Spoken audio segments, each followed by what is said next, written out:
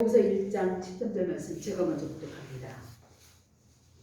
사람이 시험을 받을 때에 내가 하나님께 시험을 받는다 하지 말지니 하나님은 악에게 시험을 받지도 아니하시고 친히 아무도 시험하지 아니하시느니라. 오직 각 사람이 시험을 받는 것은 자기 욕심을 그리려 미혹되니 다 같이 욕심이 잉태한즉 죄를 낳고 죄가 장성한즉 사망을 낳느니라. 아멘. 오늘은 유혹자와 유혹을 받는 자라는 제목으로 말씀을 드리겠습니다. 예수님을 믿는 사람들도 세상을 살아갈 때 그저 다 좋은 일만 있는 것이 아니라는 것을 알고 있습니다. 세상에서 사람의 현실을 가장 잘 이해하고 있는 작품을 이야기할 때 대개 사람들은 셰익스피어의 작품과 성경을 이야기합니다. 사람들이 세상을 살아가는 가장 적나라한 모습을 멋있게 포장하지 않고 있는 그대로를 제시하고 있기 때문입니다. 셰익스피어의 비극은 우리가 너무 많이 읽어서 알죠. 4대 비극도 있고 또 성경 속에서도 적나라하게 우리 그 인간의 적나라한 모습을 성경 속에서 아주 드러내고 있습니다.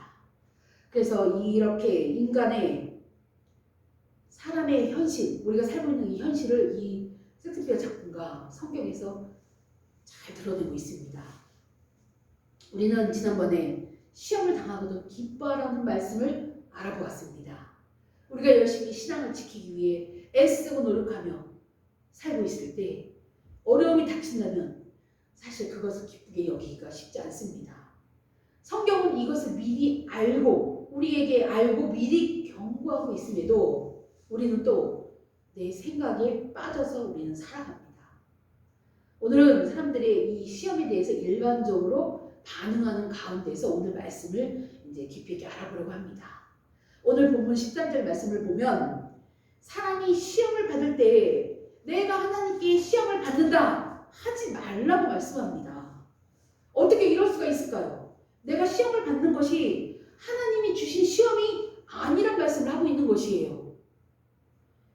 이 말씀을 이해를 어떻게 하냐면 이 세상의 모든 것은 하나님이 주관하고 계신다. 이걸 생각하면 우리는 이 말씀을 이해할 수가 있습니다.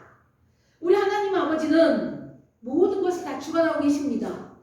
하나님의 허락하심이 아니면 이 세상에서 우리가 당하는 어려움이 있을 수 없습니다. 이것을 가장 잘 보여주는 말씀이 욥기서라고 제가 말씀을 드렸습니다. 우리의 어려움도 결국은 하나님께서 통제하고 계시는 것입니다. 어려운 일이 발생했을 때 하나님이 깜짝 놀라시면서 나도 모르는 사이에 네가 고난을 당하고 있네? 그런데 잘 견디고 있네? 이렇게 말씀하시는 것이 아닙니다. 우리가 어려움 속에서도 절망하지 않는 근거가 바로 여기에 있는 것입니다. 하나님이 통제하시는 손길 가운데 있음을 우리가 알기 때문에 우리는 어려움이 오고 고난이 오고 시험이 와도 절망하지 않는 것입니다. 이것을 참으로 믿는 성도는 본문이 말씀하고 있는 그 다음 단계로 나아갈 수 있는 것입니다. 오늘 본문 13절 말씀은 시험을 받을 때 내가 하나님께 시험을 받는다 하지 말라고 말씀하신 후에 하나님은 악에게 시험을 받지도 아니하고 친히 아무도 시험하지 않는다 이렇게 말씀을 하십니다.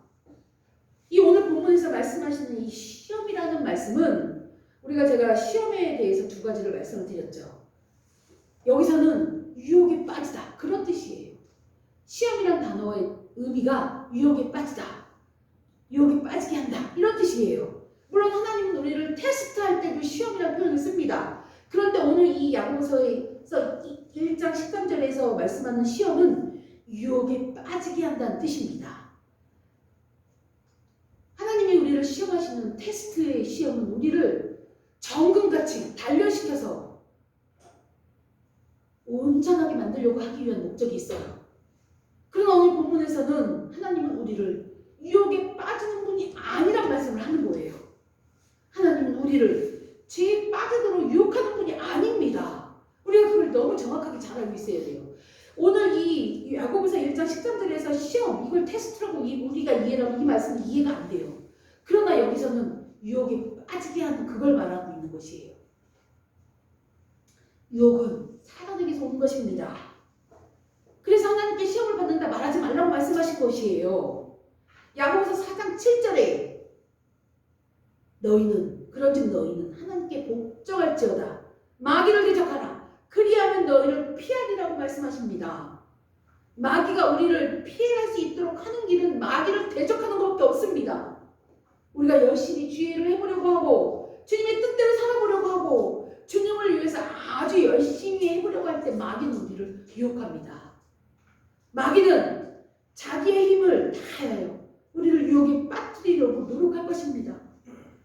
교회가 주님의 말씀 위에 제대로 서서 나가려고 할 때 사단은 이런저런 일들을 막 만들어내서 교회를 혼란스럽게 하고 개인을 유혹에 빠뜨리게 하는 일들이 오늘 여기서 야고보서가 말씀하는 그 내용입니다. 여기에서 개인과 교회가 밀접하게 연관되어 있다는 것을 우리는 알 수가 있습니다. 사람들이 하나님의 말씀에 집중해서 주님이 원하시는 교회의 모습이 세상에 드러나지 못하도록 마귀는 최선의 노력을 다할 것입니다. 이것이 사단이 하는 일입니다. 마귀가 하는 일입니다. 개인의 삶에서도 마찬가지입니다. 몸에 병이 들거나 삶이 복잡해져서 하나님의 말씀에 집중할 수 없도록 만들고 이렇게 하면서 개인은 물론 동시에 교회 전체를 어지럽게 합니다. 사단은 그렇게 할 것입니다. 우리가 이 땅에서 육신의 모습으로 있는 한 우리를 끊임없이 그렇게 어지럽히며 유혹하며 넘어뜨리도록 만들 것입니다. 교회도 마찬가지예요. 하나님이 세우신 교회 안에서도 마찬가지입니다. 우리는 이것을 어떻게 극복할 수 있을까요? 야고보서 4장 7절 말씀이 아주 효과적인 방법을 알려줍니다. 제가 금방 읽어드린 말씀이에요. 마귀를 대적하라. 그러면 너희를 피할 것이라. 마귀를 대적하면 마귀가 우리를 피해간대요. 공격이 최선의 방어인 것입니다. 사단을 무서워하지 말고 적극적으로 하나님을 더 따르라는 말씀이에요. 내가 하나님을 믿고 신앙생활 하려고 할 때 나를 힘들게 하는 무언가가 막 생겨나요. 그럴 때 그것에 굴하지 않고 더 신앙생활 더 열심히 하라는 그런 말씀입니다. 이것을 사단이 나를 공격할 것이라는 것을 미리 알고 행동하며 대응하라는 것입니다. 하나님과 함께하는 삶을 살아가다 보면 어떻게 되리라는 것을 아니까 미리 대비하고 준비할 수가 있는 것입니다. 성경이 그것을 우리에게 알려주시는 것이에요. 우리가 열심히 하려고 하면 분명히 어려움이 따른다고 미리 알려주는 것이 성경입니다. 그래서 개인이나 교회는 하나님의 말씀을 따라 행하려고 노력할 때 언제나 마음의 각오를 든든히 해야 합니다. 마귀를 대적할 수 있는 든든한 마음을 가지고 있어야 합니다. 무슨 일이 일어날 때 호들갑 떨지 않고 당연히 일어날 일이 일어났어 그러면서 우리는 마음을 든든히 해야 하는 것입니다. 성도 여러분, 마귀를 대적해서 유혹에 빠지지 않는 여러분이 되기를 기도드립니다. 야고보서 1장 오늘 본문 14절 말씀을 보면 오직 각 사람이 시험을 받는 것은 자기 욕심에 끌려 미혹됨이니라 이런 말씀을 하십니다. 이 말씀은 우리에게 큰 원칙을 배우게 합니다. 사람들이 어떻게 해서 사단의 유혹에 넘어가게 되는지를 알려주는 말씀이에요. 하나님은 유혹하는 분이 아니라고 말씀했습니다. 본문은 분명하게 말합니다. 자기 욕심에 끌려 마귀에게 미혹되었다. 이런 표현을 쓰십니다. 여기서의 욕심은 육체를 따라가는 욕심, 육체의 소욕을 말합니다. 예수님을 안 믿는 사람은 하나님께 저항해서 욕심이 당연히 작용을 합니다. 우리는 하나님을 저항해서 살아가던 사람이 중생하여 하나님을 위해서 살아가려고 노력하는 사람으로 변했습니다. 그러나 안 믿는 사람도 기본적으로는 하나님을 저항해서 살아가지만 삶에서 자신이 매우 약해진 순간에 하나님을 찾을 수도 있습니다. 어떤 사람이 몹시 어려운 순간에 몸에 병이 들었거나 그럴 때 갑자기 무슨 큰일을 당했거나 이럴 때 교회를 오는 경우를 종종 볼 수 있습니다. 연예인들 중에서도 자신의 큰 병이 걸렸을 때 교회로 개종을 하는 사람들이 때론 있습니다. 우리는 중생한 사람으로서 기본적으로 원칙적으로 하나님만 의존합니다. 그러나 문제는 때때로 우리에게도 있다는 것입니다. 기본적으로 중생한 우리는 원칙적으로 하나님만 의존합니다. 그런데 우리가 정당하고 바른 열망에서 벗어나 때때로 자기 욕심을 가질 수도 있습니다. 그것이 예수님을 믿는 신자들이 범하는 죄입니다. 신자들이 범하는 죄는 때때로 자기가 아닌 사람이 되는 것입니다. 우리는 이미 중생이기 때문에 하나님만 의존하는 사람인데 때때로 자기 모습이 아닌 옛날 모습으로 돌아갈 때가 있다는 것이에요. 순간순간. 항상 그런 것이 아니고 신자들은 원칙적으로 하나님을 원하는 사람들입니다. 그런데 때때로 하나님이 원하지 않는 모습을 드러낼 때도 있다는 것입니다. 이것을 야고보는 자기의 욕심에 끌려 미혹되었다고 표현한 것입니다. 이런 우리 신자들의 때때로 잠깐 나타나는 이런 모습이 나의 욕심에 끌려 미혹이 되었다, 이런 표현을 쓰신 거예요. 그런 일은 다양한 요인에 의해서 일어날 수 있습니다. 좀 더 편안하기 위해, 좀 더 많은 유익을 취하기 위해 그럴 수도 있습니다. 여러 가지 요인이 우리가 하나님이 원하시는 것대로 원하시는 것에서 벗어나게 합니다. 이것이 유혹받는 것입니다. 이것이 자신의 욕심에 미혹된 것입니다. 세상을 살아가는 한 우리에게는 늘 이런 유혹이 있습니다. 또 교회 공동체 모임에 열심히 출석하는 신자 중에도 나 자신을 위한 이기적인 그런 사람이 있을 수도 있습니다. 교회 안에서도 반드시 있다는 말씀입니다. 우리들 모두도 자신의 욕심에 이끌려 미혹될 수 있는 것입니다. 저도 마찬가지입니다. 여러분들도 마찬가지입니다. 자기의 욕심에 이끌려 미혹될 때는 하나님의 뜻을 뻔히 알면서도 거기로 가지 않습니다. 그 순간에 이미 미혹이 되었기 때문에 예수님을 믿는 사람에게도 사단은 영향을 미치고 있는 것입니다. 이것을 우리는 잘 알아야 합니다. 누가복음 22장 31절에 예수님 베드로에게 말씀하셨습니다. 사단이 너희를 밀가부르듯 하려고 요구하고 있다. 이런 말씀을 예수님이 베드로에게 하십니다. 이처럼 사단은 우리에게도 영향을 미치려고 틈만 노리고 있습니다. 베드로전서 5장 8절에서는 마귀가 우는 사자같이 두루다니며 삼킬 자를 찾는다고 베드로 사도가 우리에게 말씀하고 있습니다. 어떻게 주의 백성에게 사단이 달려들 수 있을까요? 이러면 안 되는 것 같죠? 사단은 안 믿는 사람이 끝까지 예수님을 못 믿게 하는 일을 합니다. 그리고 사단은 안 믿는 사람들에게만이 아니라 믿는 우리에게도 역사를 합니다. 우리가 주의 말씀에 철저히 순종하려고 할 때 더더욱 역사에서 순종하지 않도록 여러 가지 활동을 하면서 우리가 자신의 욕심을 추구하도록 우리를 미혹하고 이끌어가려고 합니다. 그것이 사단이 하는 일이에요. 그래서 우리는 끊임없이 기도하며 사단을 대적해야 하는 것입니다. 사실 다른 사람이 시험에 빠져있을 때에는 이것이 잘 보여요. 그러나 본인이 나 스스로가 시험에 빠지면 잘 보지 못하십니다. 우리는 그런 경우가 많습니다. 우리는 다른 사람이 시험에 빠져서 허우적거리고 있을 때 우리는 가서 조언도 해줍니다. 그래서 우리는 성도들끼리 서로를 잘 지켜줘야 하는 것입니다.